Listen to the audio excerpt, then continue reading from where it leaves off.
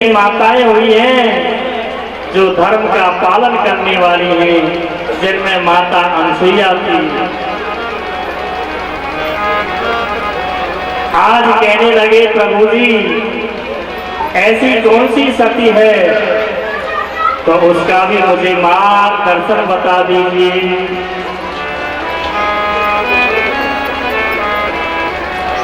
नारद जी से कहने लगे भगवान, अरे नारद, मृत्यु लोक में जाकर के माता अनसुईया का मान बढ़ाना है, समय आ गया है।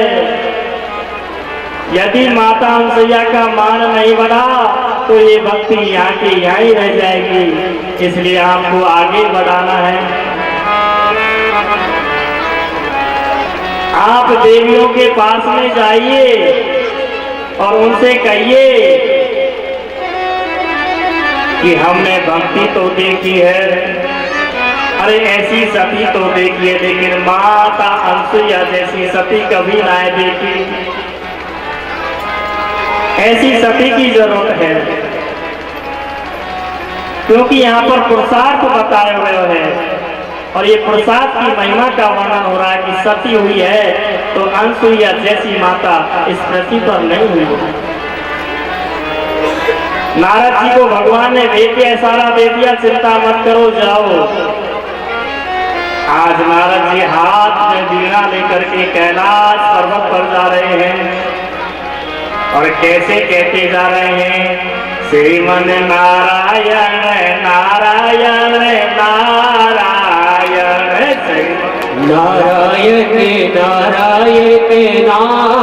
नारायण, श्रीमन नारायण नारायण नारायण, भजमन नारायण नारायण नारायण, श्रीमन नारायण नारायण नारायण, श्रीमन नारायण नारायण नारायण, श्रीमन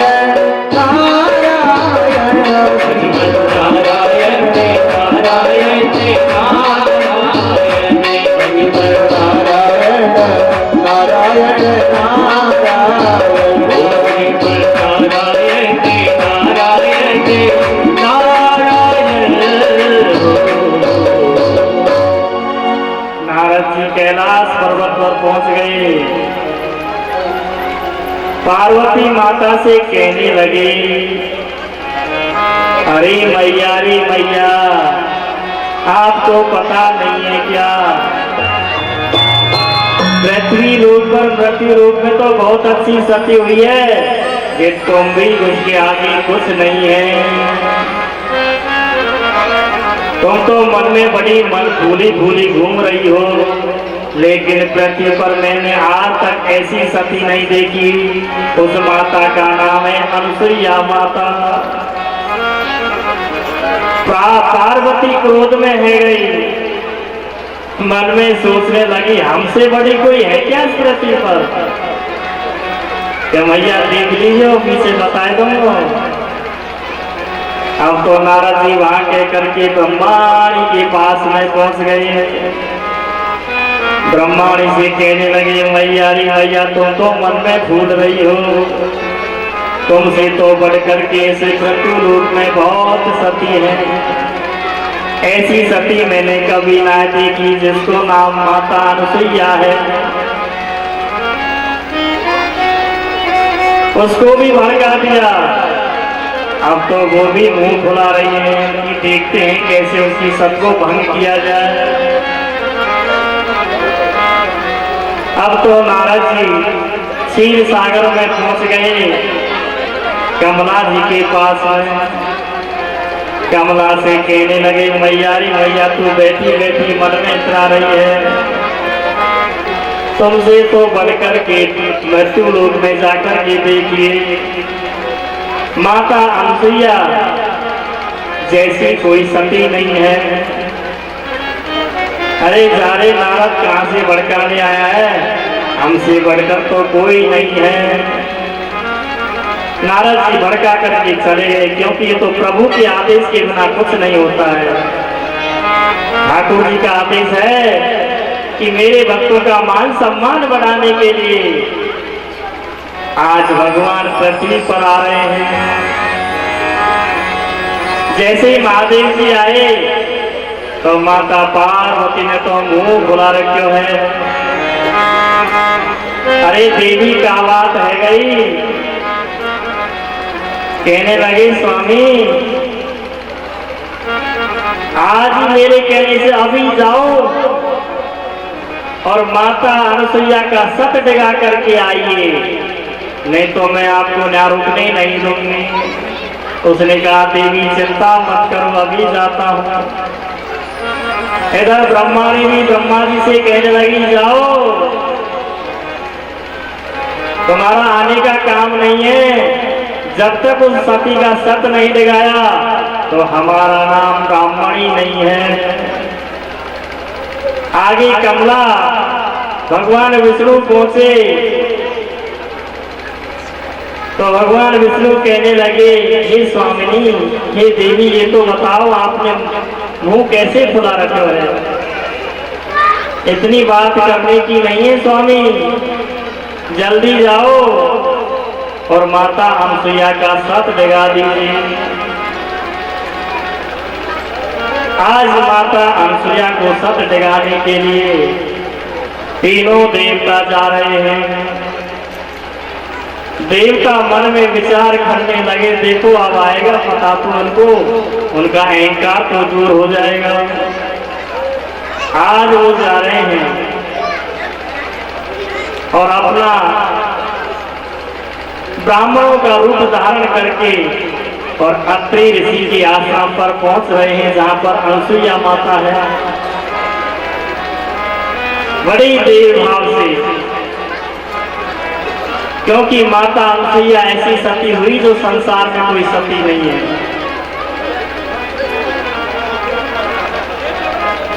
जैसे ही द्वार पर वो पहुंच गए तीनों देवता ब्राह्मण का रूप धारण करके माता अनुसुईया के आश्रम पर पहुंच रहे हैं। आवाज लगाई भिक्षाम देहति भिक्षाम देहति भिक्षाम देहति।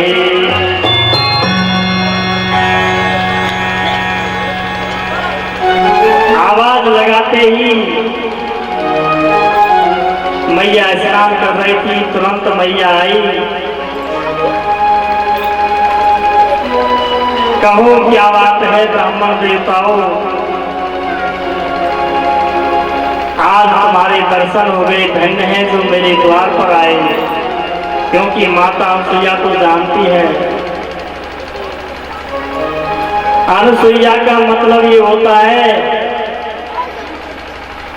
त्रिगुणम विषयो वेदः निशत्रुघ्नो भवार्जुनः। नास्ति असूया यासाम सा, जिसमें ईर्ष्या नहीं होती है वही नारी अनुसुईया कही गई है।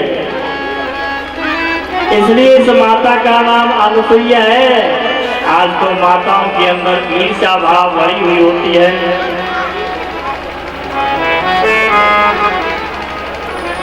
जहां पर धर्म का निरंतर लोगों के लिए प्राप्त है, पिता यस्य सदाचारी माता यस्य पतिव्रता तत्सम्मुतं पुत्रस्य नेचरो भवते मनः। ऊंचे गिरे सो जो गिरे मरइए कई बार, जो चरित्र गिरे सो गिरे बिगड़े जन्म हजार। जो चरित्र से बिगड़ गया वो कभी सुधर नहीं सकता है। जो चरित्र है हीन हो जाता है उसका संसार में यही गाते हैं। आज इस बात को देख करके माता बड़ी प्रसन्न है गई। कहो क्या बात है, माता भिक्षा लेकर के आई कि माता हमें कोई भिक्षा नहीं चाहिए, लेकिन हमें पहले शर्त होगी, बिना शर्त के हम भोजन नहीं करेंगे। माता ने कहा कोई चिंता मत करो भैया, क्यों द्वार पर जो ब्राह्मण आ गए उसको बिना भिक्षा के लिए नहीं जाने दिए। आजकल की माता बहने तो चलो बाबा आगे चलो, यहाँ क्या लेना देना है, अब तुम्हारे उसको तो ले नहीं जाता, नसीब को तो ले नहीं जा रहा है, लेकिन तुम्हारे अंदर जो भाव है, चाहे एक मुट्ठी दाना है उसको भी डाल दीजिए। सब दूसरों के दोषों में गुण जानते, लेकिन अपने दोषों में गुण नहीं पहचानते हैं। अपने दोषों में गुण होना चाहिए। दूसरे की हम फटाफट कह देते हैं ये ऐसा है, ये ऐसा है, जिसने अपने आप को नहीं पहचाना, पहचान नहीं पाए, तो उससे बढ़कर के कोई चीज नहीं है।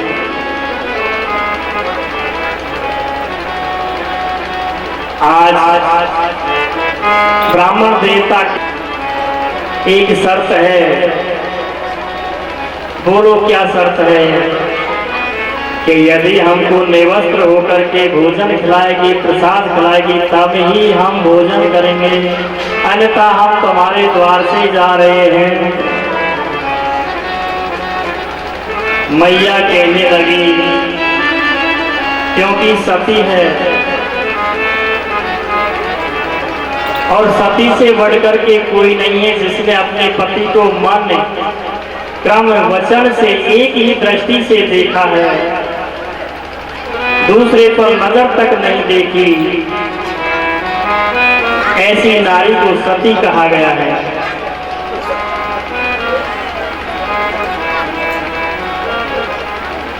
सती बहुत हुए,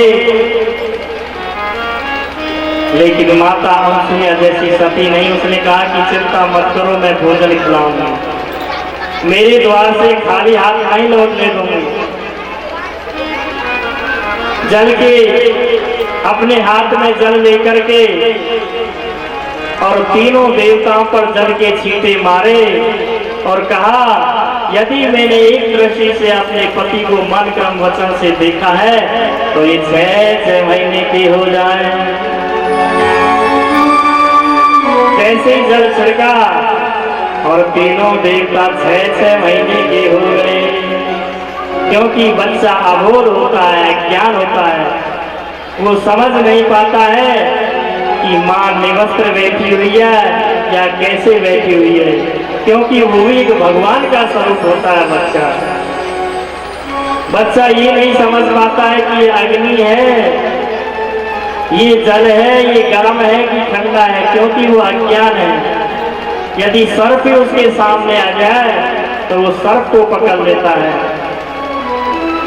आपके सामने यदि सर्प आ जाएगा तो आप जगह छोड़ करके भाग जाओगे, क्यों? जानते हैं कि सर्प को डसने से मृत्यु हो जाएगी, लेकिन बच्चा इस बात को नहीं समझता है। आपको डर है मृत्यु से, लेकिन बच्चे को डर नहीं है। अज्ञान बच्चा होता है, भगवान के समान माना गया है।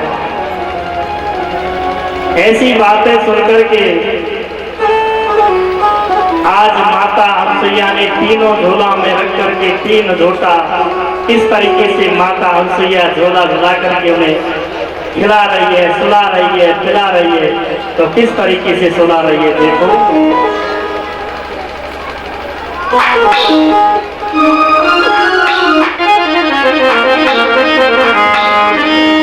माता अनसुईया ने डाल दियो पालना, झूल रहे 3 देव बन करके लालना।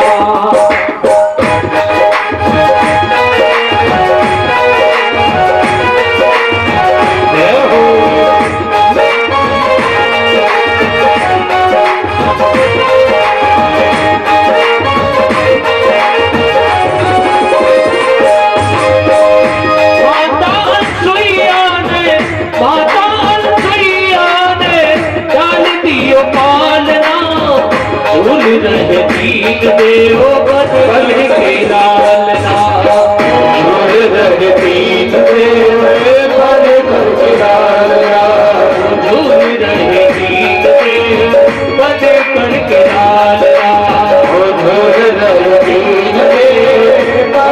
करके लालना।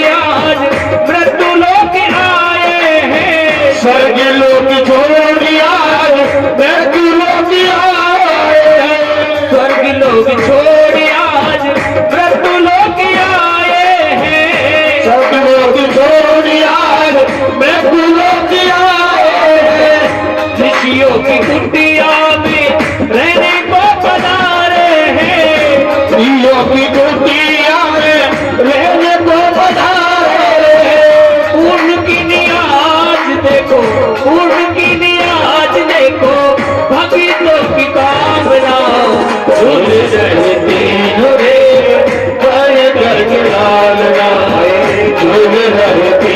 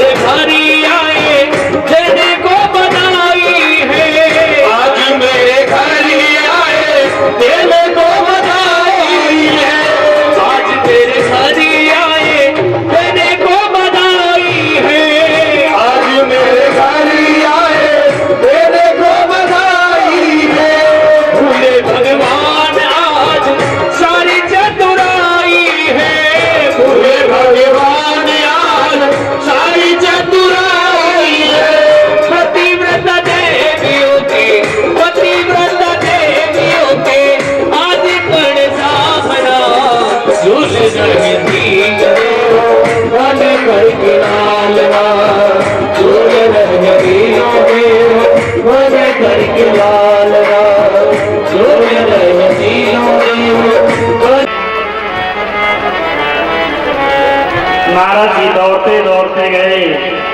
अरे माताओं, कम से कम तुम्हारे पतियों को ढूंढ करके तो लाओ, कहाँ पर हैं? माता कहने लगी, हम तो अनसुईया माता के आश्रम पर भेजे थे। तीनों माताएं आए, इधर लक्ष्मी है, इधर कमला देवी है, इधर पार्वती है। तीनों माताएं आज अनसुईया के दरबार पर खड़ी हुई आवाज लगा रही हैं, अरे ओ माता, सुन रही हो ना सुन रही हो? मेरी आवाज तो कम से कम सुन लीजिए। पैर लगा रही है खड़ी है करके।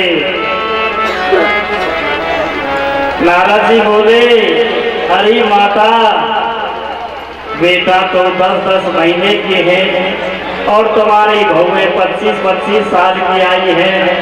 माता जरा सो दरवाजा खोल दो और देख लो तुम्हारी बहू कैसी है। माता ने दरवाजा खोला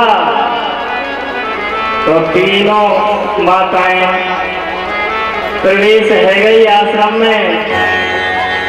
माता कहने लगी, देखो ये 3 झोला लटके हुए हैं, पालने हैं, और तीनों पालने में जिस जिसका पति हो अपने अपने पति को ढूंढ लीजिए।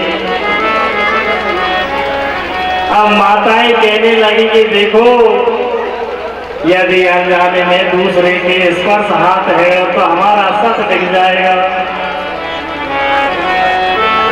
असमंजस में पड़ गई।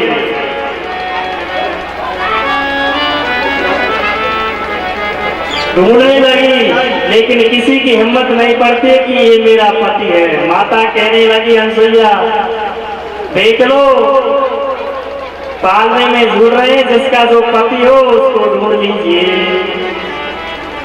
अब तो ये सारी माताएं देखने लगी, कह रही कौन सा मेरा पति है, कौन सा पति नहीं है। माता के पैरों में गिर गई, धन्य है माता सती, तेरे समान कोई सती नहीं है। विचार मन में पैदा है,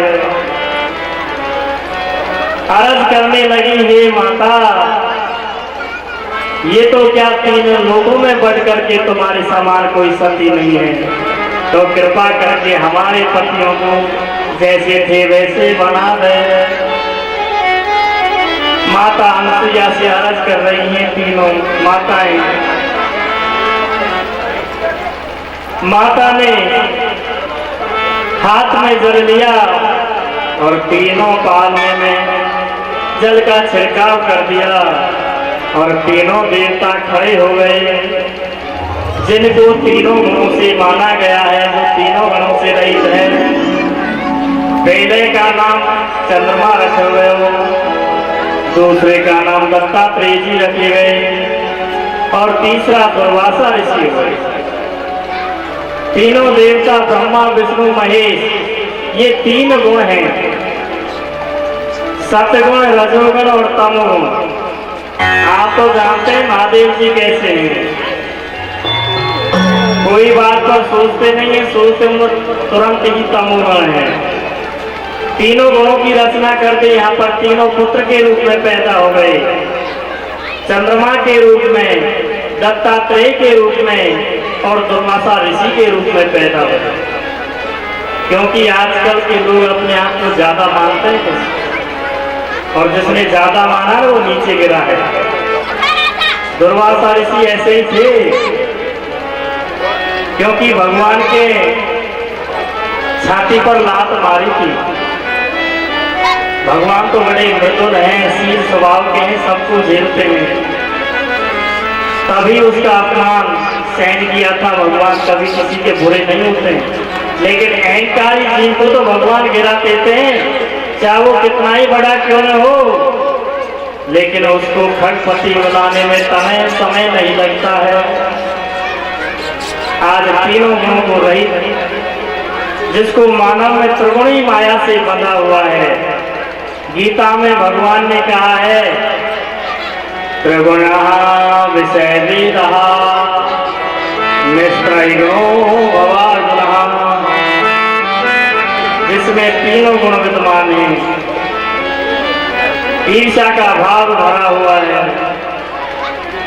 ऐसे ईर्ष्या जब करते हैं तो भगवान भी जानते हैं कि ईर्ष्या नहीं होनी चाहिए। हम माताएं कुछ तो नींद आ रही हैं, क्योंकि यहाँ पर जीव का सुख हो रहा है। सुखदेव जी कहने लगे, राजन ऐसी कोई बात नहीं है, क्योंकि ऐसी सती हुई है जिन्होंने मान और सम्मान भगवान सबका रखते हैं। कभी भगवान किसी को सताते नहीं है, जो मरता है अपने कर्मों से मरता है। कभी भगवान ये नहीं कहता तुम ऐसा काम करो, तो करते तो अपने कर्म से ही है। भगवान कभी रास्ते में कीचड़ जल नहीं छुड़वाता है, जल छोड़ने वाले तो हम ही हैं। जब गंगा में कीचड़ छोड़ रही है, गंगा है एक रास्ता, और रास्ते में आपने जल छोड़ दिया तो आने वाला क्या कहेगा कि बिल्कुल सफेद कपड़ा पहना हुआ है और रास्ते से गुजर रहा है, जैसे उसके छींटे पड़ गए तो कपड़ा बिल्कुल गंदे हो गए तो कहेगा तेरो सत्यानाश जाएगा। अब सत्यानाश तो अपने आप ही जा रहा है, क्योंकि तुम कर्म बो रहे हो। जब गलत कर्म का बीज बो दिया तो आगे कैसे बढ़ेगा। आज ठाकुर जी के रूप में व्यास जी महाराज, सुखदेव जी व्यास के रूप में राजा परीक्षित को कह रहे हैं कि हे राजन, ऐसी सती ना तो हुई है न संसार में होगी। आगे वो ऐसे ही एक चरित्र की कथा सुनाने जा रहे हैं, तो आप ध्यान पूर्वक सुनिए।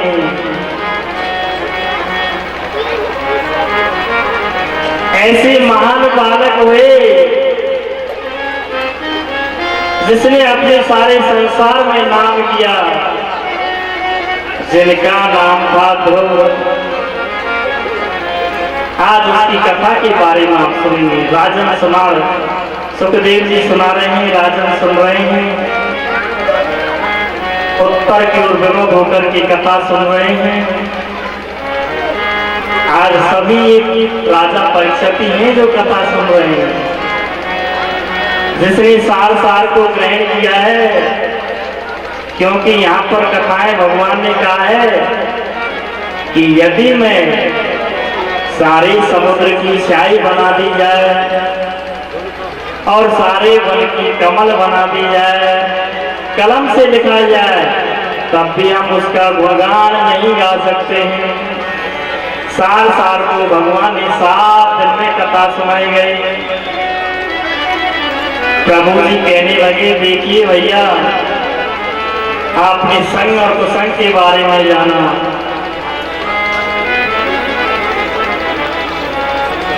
आपने सती अनसुईया के बारे में जाना, क्योंकि माताओं को शिक्षा लेनी चाहिए। ये गुण प्रतीत होते हैं कि हमें दूसरे के प्रति ईर्ष्या भाव नहीं रखना चाहिए। लेकिन एक दिन क्या भयो, लक्ष्मी पार्वती के पास में गई थी। मन में विचार आ ही जाता है,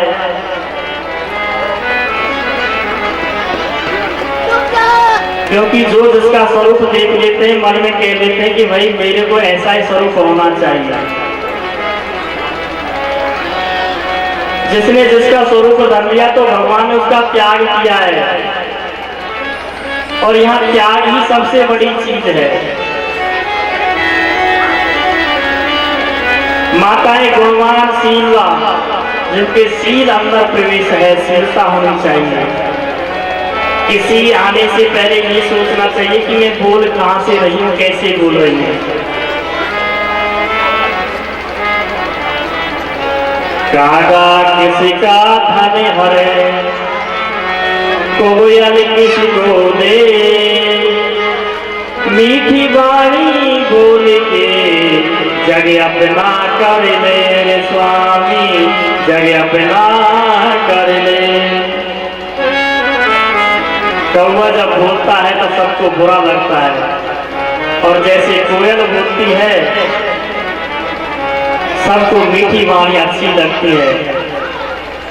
आपने घर में आकर के आपके स्वामी आए और आपने स्वामी जी से कहा, आइए स्वामी बैठिए, कैसे हो, कोई परेशानी तो नहीं है, ठंडा पानी पीजिए, बड़ी मेहनत करके आए हो, खेत में सारे दिन काम किया, पसीना आ रहा है।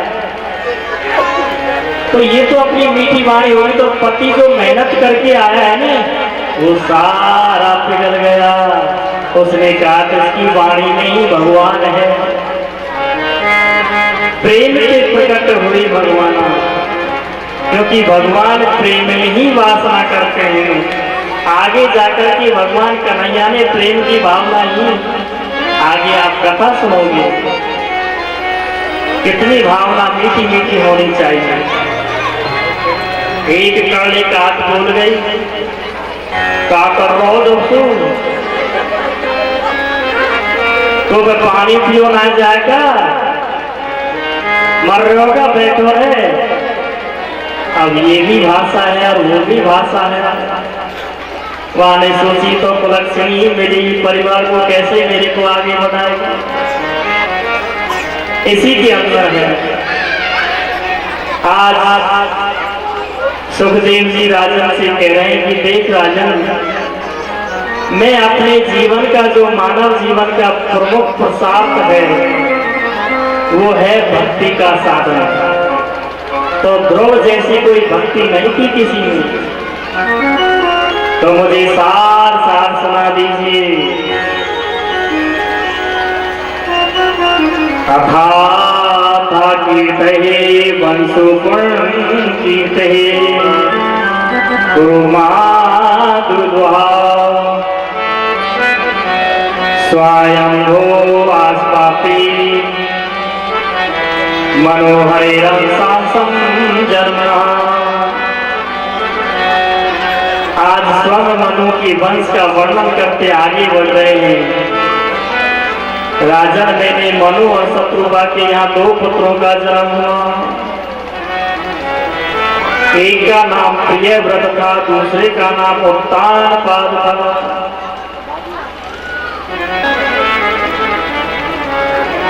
उत्तानपाद की 2 पत्नी थी,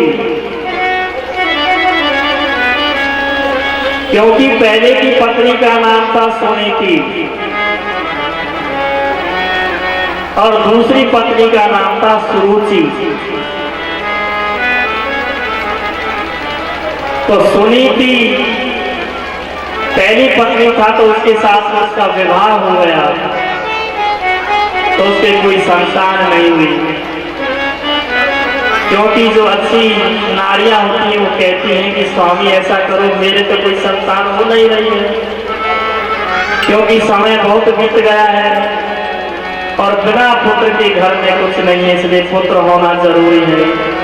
उसने तो अच्छा ही सोचा था, ऐसा करो प्रिय, आप दूसरा विवाह कर लीजिए। राजा ने बहुत समझाया कि नहीं देवी, मैं दूसरा विवाह नहीं करूंगा, क्योंकि मैं आपके बिना नहीं रहूंगा। सुनीति ने कहा कि कोई चिंता मत करो स्वामी, वहीं पर तो हूँ, लेकिन आप दूसरा विवाह कर लीजिए। जब तक घर में कोई संतान नहीं है तो हमारे संतान के बिना कोई मुंह भी नहीं सोचता, सारे छिपा करके चले जाते हैं। हमें मुंह देखना भी ऐसा बताया गया है, इसलिए स्वामी शादी कर लो। उसने अपने पति की मान ली और दूसरी शादी कर ली गई। दूसरी पत्नी का नाम था सुरुचि। दोनों रानियां रहने तो लगी कुछ दिन बढ़िया, क्योंकि जब घर में सौतेन आ जाती है तो बात ऐसे ही होती है। लड़ाई झगड़े करने लगी तो राजा ने सोचा कि मैंने तो ऐसा मूल ले लिया ये लड़ाई झगड़ा, मैंने बहुत समझाया था मेरी पत्नी को, लेकिन मानी नहीं। दोनों के लिए अलग अलग महल बनना थी और दोनों रानियां अलग अलग महल में रहने लगी।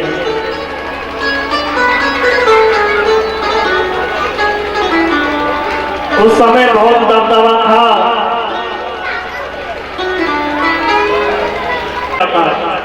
तो ज्यादातर वो सुरुचि के महल में रहता।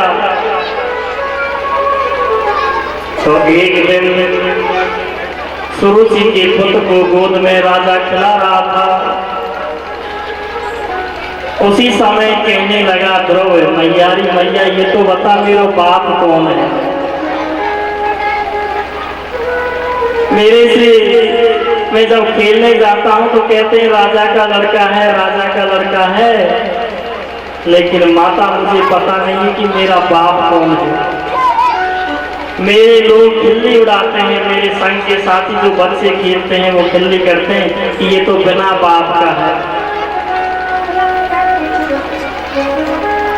माता कहने लगी कि बेटा तेरी मौसी है ने, तेरा बाप वहीं रहता है। दौड़ता दौड़ता हुआ वहां पहुंच गया और झट से गोद में उसने उठा लिया, गोद में खेलने लगा। इतने ही दूसरी पत्नी जो सुरुचि थी वो आ गई और झट से हाथ पकड़ करके गोदी से नीचे फेंक दिया। जा, तो इसकी गोद में बैठने वाला लायक नहीं है। बड़ी गदगद पीड़ाएं होने लगी, मन में विचार आया, क्योंकि झटका तो लगता ही है, छोटा सा बच्चा है, ज्यादा उम्र का नहीं है, केवल 5 ही वर्ष का बच्चा है। जा, तो इस सिंहासन पर बैठने लायक नहीं है। तू राजा का बेटा है तो क्या हुआ, मेरे गर्भ से धारण करने वाला ही राजा की गोद में बैठेगा। मेरी कोख से जो पैदा हुआ वही बैठा होगा, जो भगवान का भजन करेगा वही मेरी कोख से पैदा होगा। आज कोख को भगवान से बड़ा बता दिया हुआ, अभिमानी है, अहंकारी है। बच्चा रोता हुआ, एक 5 वर्ष का बच्चे को ठेस लग गई कि वाह, मैं भगवान की भक्ति करूंगा और भगवान की भक्ति करके ही मैं अपने लोक से जन्म लूंगा, राजा की गोद में। उसके एक ही लक्ष्य हो गया, एक ही उद्देश्य हो गया कि मैं भगवान का भजन करूंगा। एक 5 वर्ष का छोटा सा बच्चा मैया के महल में वापस चलो गयो। मन में सोचने लगा, मारी माँ, मैं भगवान का भजन करूंगा। रात होने लगी और मन में सोच रहा है कि मेरी माँ कब सोए और मैं जंगल को प्रस्थान करूंगा। नींद नहीं आ रही है छोटे से बालक को। आधी रात का समय हो गया, माँ के पास में बच्चा बैठा हुआ है, सो रहा है। खड़ा हो गया है, मेरी माँ सो गई है क्या देखता हूँ। बार बार निहार कर रहा है कि माँ सो गई। देर बाद देखता है, फिर देख रहा है कि मेरी माँ सो गई। आधी रात के समय बच्चा खड़ा हो गया और माँ के चरण स्पर्श करने लगा। माँ, मैं जा रहा हूं। माँ की चरण स्पर्श किए और माँ को सोता हुआ छोड़ करके आधी रात को जंगल की ओर चल दिया। देवता लोग देखने लगे, त्राहिमाम बचने लगी कि आज 5 वर्ष का भीड़ जंगल में जा रहा है, जानवर खा जाएंगे। बड़े बड़े शेर, बाघ, चीते घूम रहे हैं, मेरे बच्चे को नहीं छोड़ेंगे। आज देवता लोग कांप रहे, देखो 5 वर्ष का बच्चा जंगल में जा रहा है। नारद जी को आदेश दिया, जाओ और बच्चे से मना करो कि या भीड़ जंगल में मत जाइए। जैसे ही आगे बढ़े, नारद जी वीणा लेकर के आगे बढ़े, जंगल की ओर प्रस्थान कर रहा था तो उसने कहा कि बच्चे, आधी रात को कहाँ जा रहे हैं बेटा, रुक जाओ, रोजा मुझे जानवर खा जाएंगे। लेकिन वो नहीं माना, मैं भक्ति ही करूंगा भगवान की, मैं नहीं रुकूंगा। उसके भाव को नारद जी जान गए कि ये रुकने वाला नहीं है। बहुत समझाया लेकिन बच्चा नहीं माना। उसी समय मन में विचार आ गया कि ये मानने वाला नहीं है, बेटा खा जाएंगे, लेकिन जो भगवान की शरण में उसका कोई बार भी बाका नहीं कर सके हैं। आज बिना निडर भय के द्रौपदी जंगल की ओर प्रस्थान कर रहे हैं। शेर गीदड़ चिल्ला रहे हैं, आवाजें आ रही हैं, लेकिन आज 5 वर्ष का बालक डर नहीं रहा है।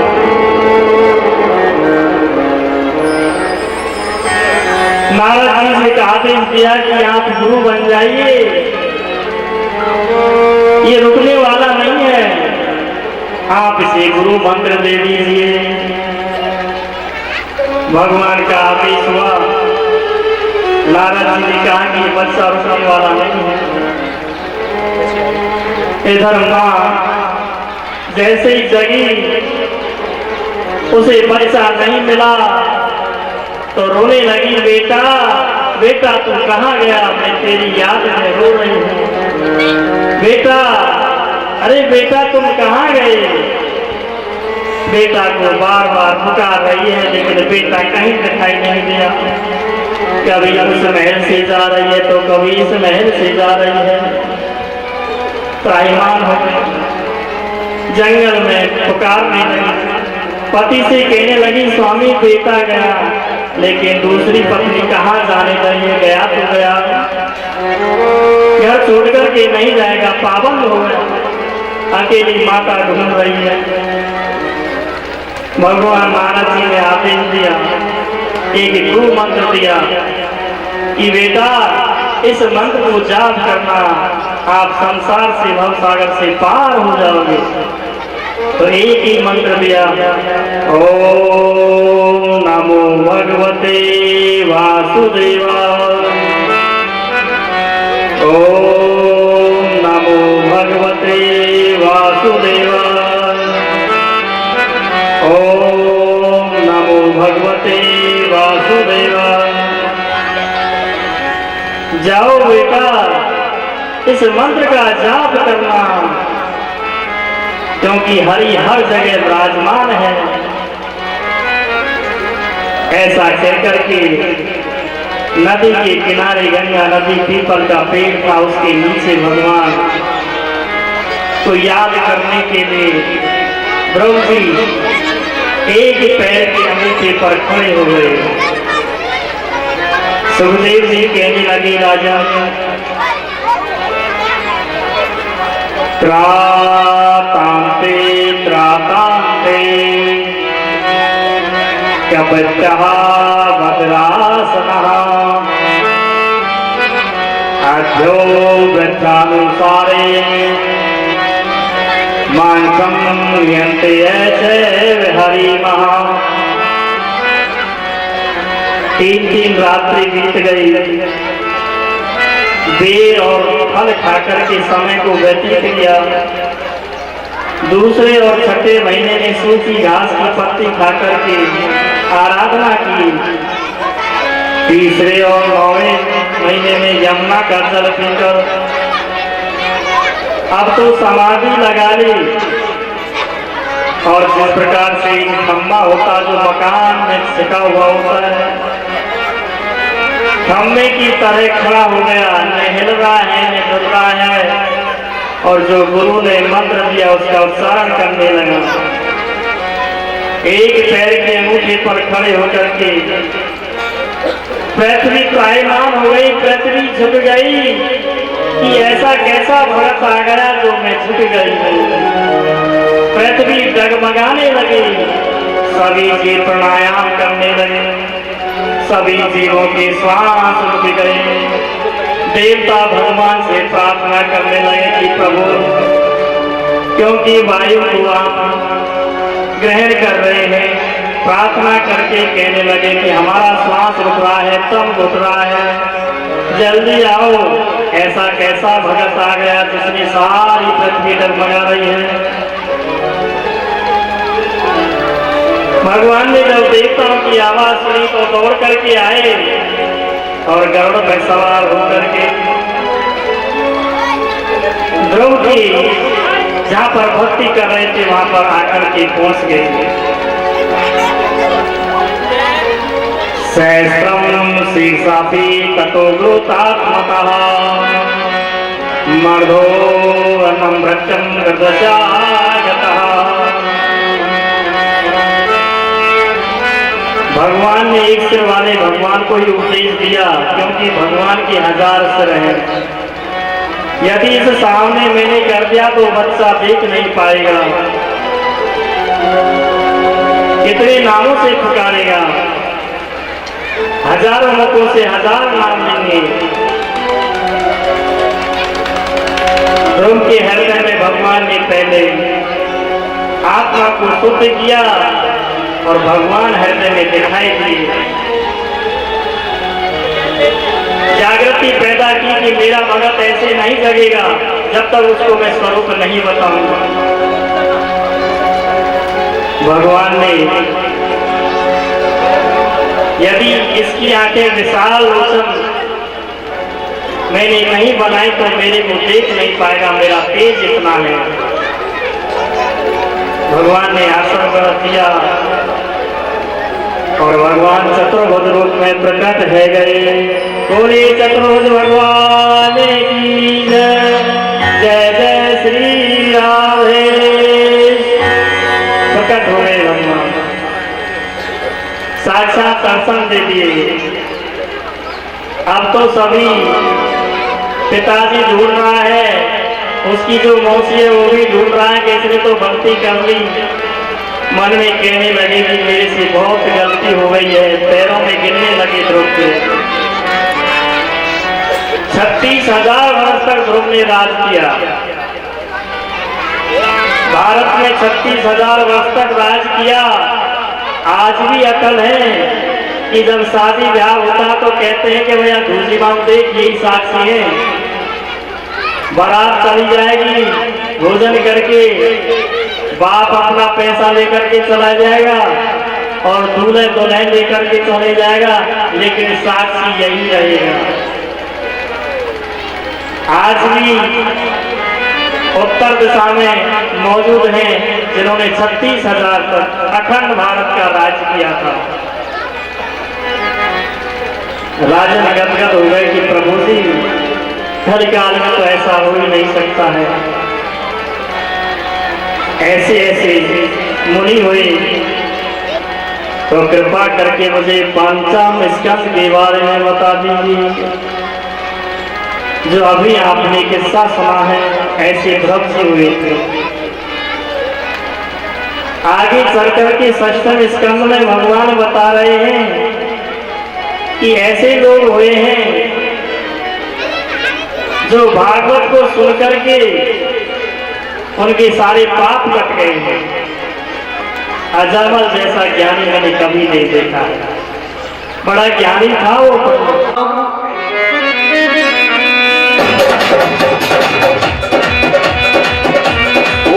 मनवाले ले हरि को नाम, जन्म तेरा भी जोई जावे रे। मनवाले ले हरि को नाम, जन्म तेरा भी जोई जावे रे। अरे भी जोई जावे रे, जन्म तेरा भी जोई जावे रे। अरे भी जोई जावे रे, जन्म तेरा भी जोई जावे रे।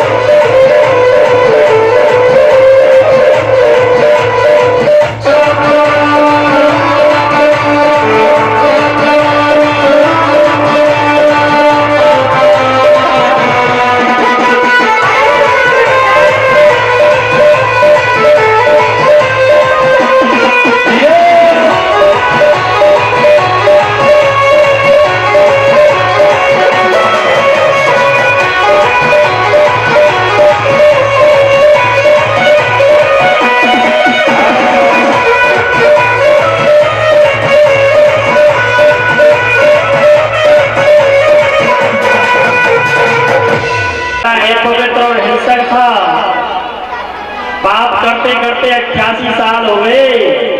अब तो सुधर जाओ भैया, कितना पाप करोगे। 88 साल बीत गए पाप करते करते अजामिल को। उनके 10 पुत्र हुए और 10 पुत्रों में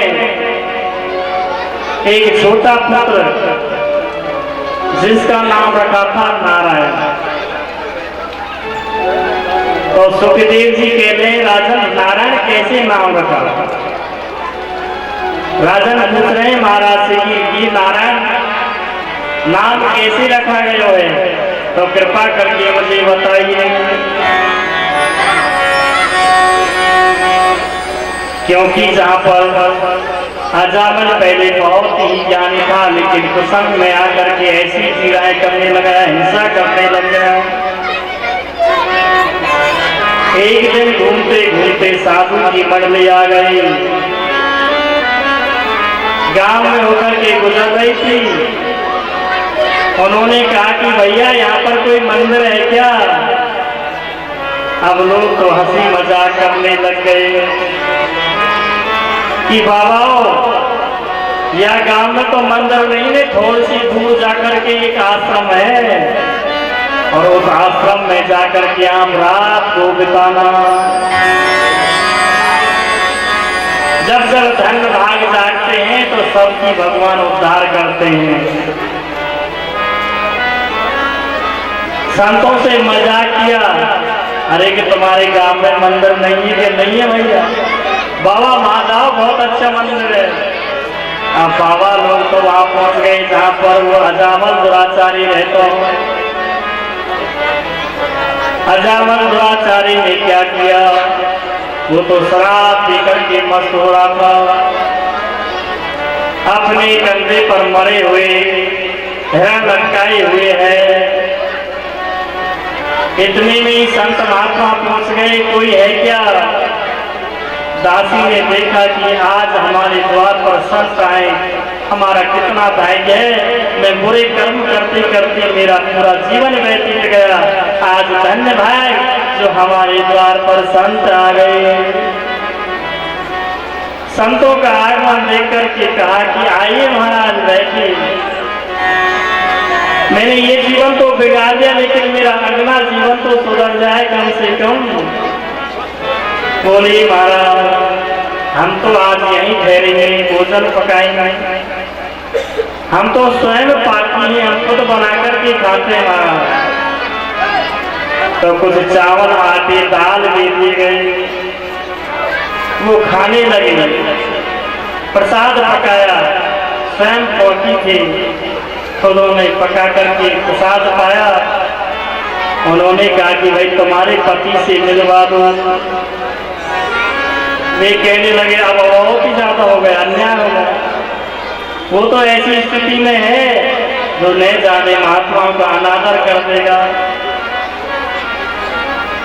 बाबा मैं ही दक्षिणा दे दूंगी कि हमें दक्षिणा नहीं चाहिए, उसके दर्शन चाहिए, उसको हमसे मिलवाओ तो सही।